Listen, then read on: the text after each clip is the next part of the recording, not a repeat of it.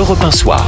19h, 21h, Pierre de Villeneuve. Le temps pour nous d'aborder un autre sujet qui me tient à cœur, si vous le voulez bien, Philippe et Joseph. Je voudrais qu'on revienne sur cette condamnation qui est quand même assez étonnante, à tout le moins. Je parle de l'homme qui avait menacé de mort le proviseur du lycée Maurice Ravel à Paris.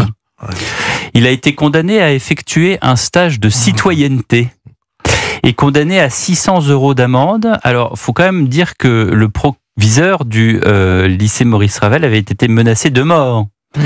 Il avait demandé à une élève de retirer son voile. Écoutez l'avocat de ce proviseur, maître Francis Lec. L'affaire est quand même très importante parce que on est en pleine affaire Samuel Paty. Une élève va mentir et va provoquer des menaces de mort sur les réseaux sociaux. Et dans l'affaire Samuel Paty, un individu va venir exécuter sa besogne sombre. Eh bien, heureusement pour monsieur le proviseur, ce n'est pas le cas. Mais les réseaux sociaux ont continué leur œuvre de dangerosité. L'autorité judiciaire doit mieux percevoir ce qui est en train de se passer au niveau du monde de l'éducation nationale. C'est tous les chefs d'établissement qui sont concernés, qui sont chargés d'une mission de service public, celle de faire respecter la loi républicaine, et en particulier les lois sur la laïcité. Donc nous faisons appel du jugement en matière civile. Ce sont des affaires non seulement de principe, mais de protection du monde de l'éducation. Maître Francis Lec, l'avocat du proviseur du lycée Maurice Ravel, interrogé par Louise Salé. C'est fou. Ouais. C'est un crachat à la mémoire. C'est un crachat à la mémoire de Samuel Paty. C'est vraiment. C'est au sens propre et littéral du terme. C'est obscène. C'est obscène. Un stage de citoyenneté. Et alors, pour avoir menacé de mort, menacé de mort comme non, dans un contexte extrêmement particulier. Un contexte où on accroche une cible sur le dos de l'enseignant. C'est juste fou, quoi. Comment peut-on être aussi déconnecté de la réalité, et comment peut-on aussi permettre, en effet, parce que notre stage de citoyenneté, c'est rien, c'est dérisoire, c'est une condamnation, mais vraiment dérisoire. Alors on sait que il va y avoir appel, mais c'est vraiment quel signal envoyé à tous ceux qui vont se permettre désormais de menacer les enseignants ou les proviseurs quand ils sont tellement exposés. C'est juste fou. En plus, je rajouterais, dans un contexte politique, Philippe Guibert, où on a à la fois le ministre de l'Intérieur mais aussi le ministre de la Justice qui s'était aligné finalement sur Bruno Retailleau sur, oui, plus de sanctions, plus de pénalités. Mais vous vous rendez compte qu'on est... c'était 89, Creil, on est donc plus de 30 ans, 35 ans, après les premières affaires de voile qui n'ont fait que prendre de l'ampleur. On a eu des profs assassinés par des terroristes. Décapités.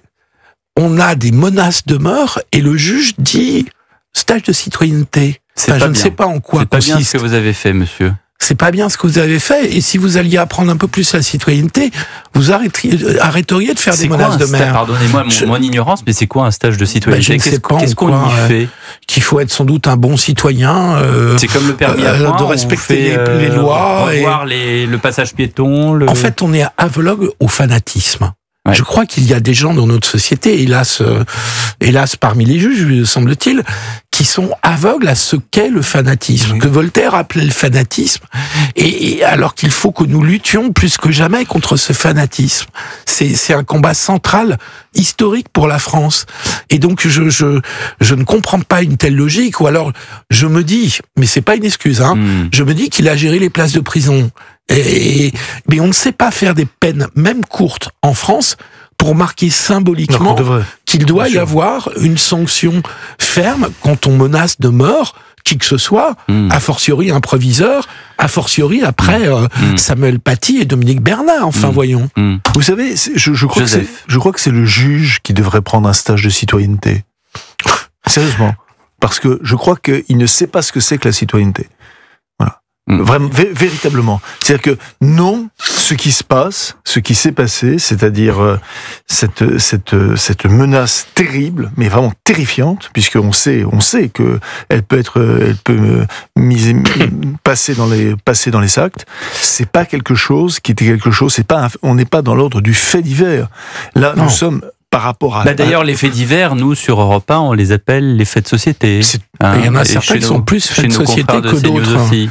Là, c'est un fait de société. C'est un fait de société, c'est un fait de civilisation. Ce point, comme le disait Philippe, c'est-à-dire par rapport au fanatisme. Ouais. Nous sommes en guerre, nous sommes en guerre, réellement, contre une forme de totalitarisme. Voilà. Exactement. Alors, simplement, nous ne voulons pas voir le totalitarisme. Nous passons notre temps à voir si un tel est fasciste, pas fasciste, extrême droite, pas d'extrême droite, etc., etc.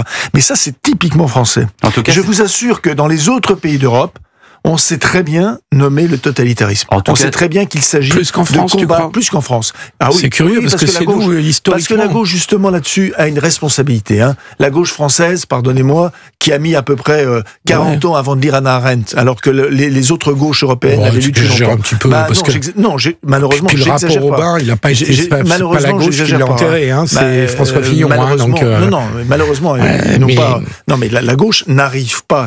En tout cas, c'est un signal terrible, Joseph et Philippe, à connaître, à comprendre ce qu'est le totalitarisme. Qui fait qu'aujourd'hui, une fois de plus, les proviseurs, les professeurs vont hésiter à demander de retirer le voile, alors qu'il n'y a pas de voile, ni d'abaya, ni de camise. C'est une sorte de... Monsieur Attal, quand il était ministre de l'Éducation, l'a dit. Il n'était ni de gauche, ni de droite. Il était centriste, il était macroniste. Vous avez 20 secondes, Joseph, pas plus. C'était une forme de 20 secondes sur des personnes dans l'établissement scolaire, pardonnez-moi, auxquelles on ne pense jamais. Ce sont les pions. Bien sûr, les surveillants, les pions. Ouais. Parce que eux, qui sont jeunes, qui ont parfois 3 ans ou 4 ans de plus que les lycéens, eux, ils sont particulièrement exposés. Et on n'en parle jamais. Merci, un pas de vague. Joseph Massescaron, merci Philippe Guibert. Merci Pierre. Nous parlons de ça alors que, en ce moment, à Tel Aviv, des sirènes d'alerte antiaérienne retentissent dans le centre d'Israël. Situation extrêmement tendue, puisqu'on apprenait juste avant 19h que Benyamin Netanyahou disait que le programme nucléaire iranien avait été visé par des frappes de Tsahal. Ça demande quelques précisions, mais on va y revenir bien sûr dans la soirée. Il est 8h-5, dans un instant le journal, et juste après Laurent Jacobelli, député RN de Moselle, est notre invité politique sur Europe 1. Tout de suite.